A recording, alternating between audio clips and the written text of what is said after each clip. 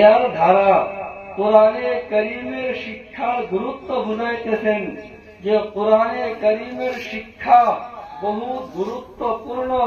হাদিসে আইছে ইন্নাল্লাহা ইয়ারফাউ বিহাযাল কিতাবি আকওয়ামা ওয়া ইয়াযউ বিআখারিন। আল্লাহ পাক রব্বুল ইজ্জতে কোরআনে কারীমের ওসিলা বহুত মানুষকে সম্মান দান করেন।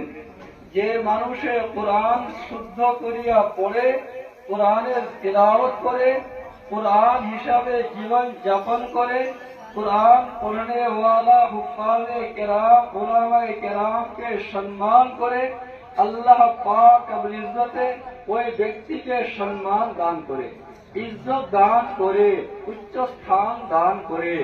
যে মানুষে কোরআনকে অবহেলা করে, কোরআনকে মানে না, কোরআন হিসাবে জীবন যাপন করে না, কোরআন পড়নে ওয়ালা হুফাজে কেরাম উলামায়ে কেরামকে সম্মান করে না, আল্লাহ পাক রব্বুল ইজ্জতে ওই মানুষকে ধ্বংস করিয়া দেয়, বেইজ্জতি করিয়া দেয়, অসম্মানী করিয়া দেয়।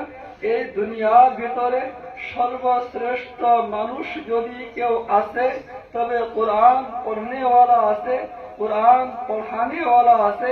এটা আমার কথা না, আমার কথা মিথ্যা হইতে পারে, ভুল হইতে পারে, কিন্তু আমাদের নবী সর্বশ্রেষ্ঠ নবী, আতায়ে নামদার তাজদারে মদিনা হযরত মুহাম্মদ মুস্তাফা সাল্লাল্লাহু আলাইহি ওয়াসাল্লামের কথা। নবী এসে বলতেছেন খায়রুকুম মান তাআল্লামাল কুরআন ওয়া আল্লামা। তোমাদের মাধ্যমে সর্বশ্রেষ্ঠ ওই মানুষ যে কোরআন শিখে এবং অপরকে শিক্ষা দেয়, কোরআনে কারীম নিজেও শিখে অপরকে শিখা। এই পৃথিবীর বুকে সবচেয়ে ভালো কোরআন পড়নে ওয়ালা এক বহু পর আল্লাহ ওয়ালা মুফতি সাহেব, উনি লিখছেন নিজের ঘটনা যে আমি এক ছাত্রকে কিবা দোষের কারণে বেদ দিয়েছিলাম, দণ্ডা দিয়েছিলাম। এই দণ্ডা দেওয়ার পরে আমার হাত প্যারালাইসিসে আক্রান্ত হয়ে গেল, আমার হাত কাজ করা বন্ধ করলো, আমি আমার হাত নড়চড় করতে পারি না। এরপরে বিভিন্ন ডক্টর দেখাইছে, চিকিৎসা করেছে, লাভ হয় নাই।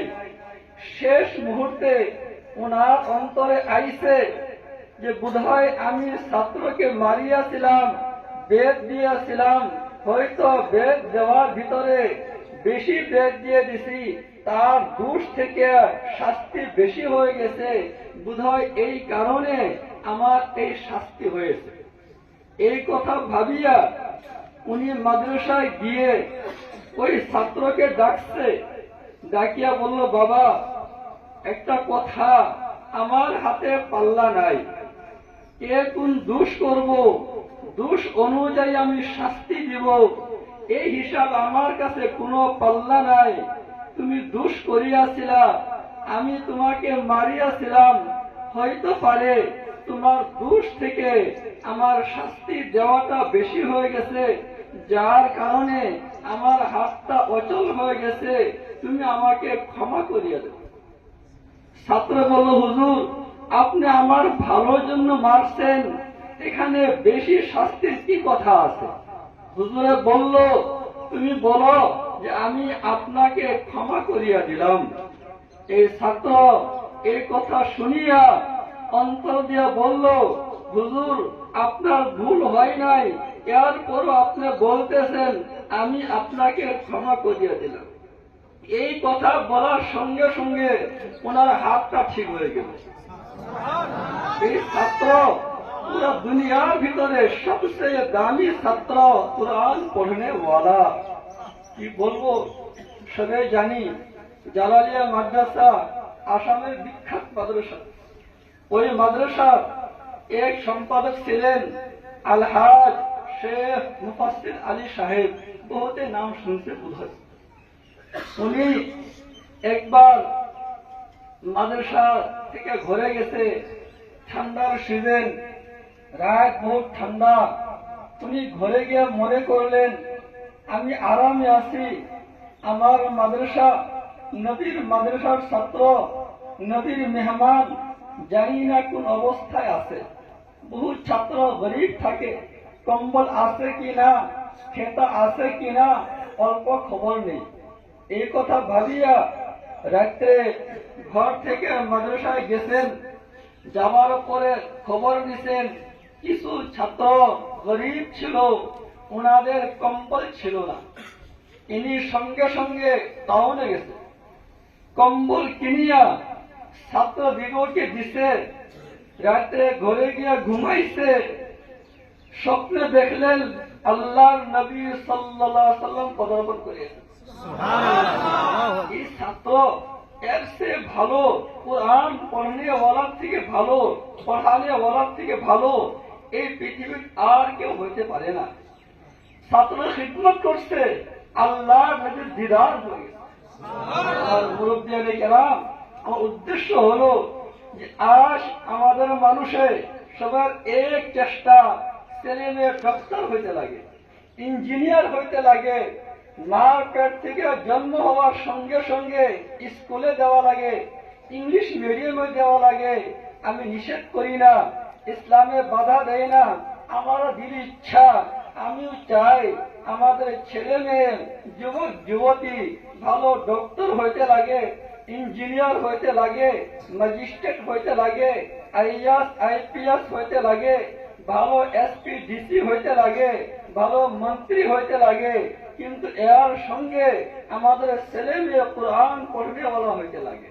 আমি চাই আমাদের ছেলে মেয়ের এক হাতে ডক্টরি কাগজ থাকতো, আরেক হাতে কোরআন থাকতো। আমি চাই আমাদের ছেলে মেয়ে একদিকে জজ বনত, আরেকদিকে নামাজ পড়নে বলা হইতো। আমি চাই আমাদের ছেলে মেয়ে ভালো শিক্ষিত হইতো, আরেকদিকে আল্লাহকে ভয় করনে বলা হইতো। আর বহুত বড় বিপদ হয়েছে যে ছেলে মেয়েকে আরম্ভণীতেই দিনী শিক্ষা না দিয়ে গার্জিয়ান স্কুলে পাঠাইয়া দেয়, কলেজে পাঠাইয়া দেয়।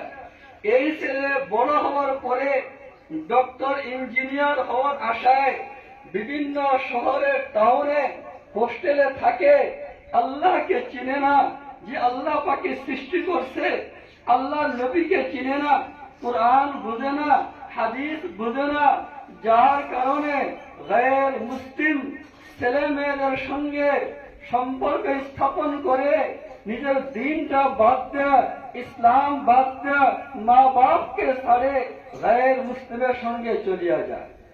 বহুত রিপোর্ট আছে, স্কুল কলেজের বাহানা আমাদের বহুত মুসলমান বোনেরা গায়ের মুসলিম ছেলেদের সঙ্গে চলিয়া গেছে, মা বাপকে ছাড়তেছে, কোরআনকে ছাড়তেছে, ইসলামকে ছাড়তেছে।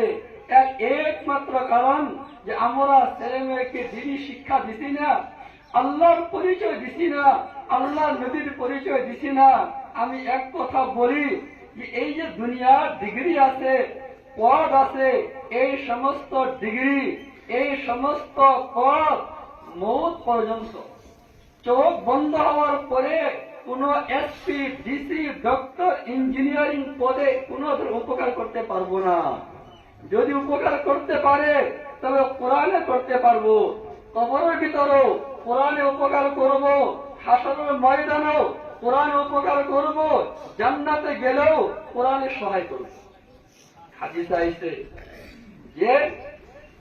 যে মানুষে রাত্রে ঘুমাইবার আগে সূরা মুলক পড়বে, ওই মানুষকে আল্লাহ পাক আমার ইজ্জতে জান্নাত দান করবে। অন্য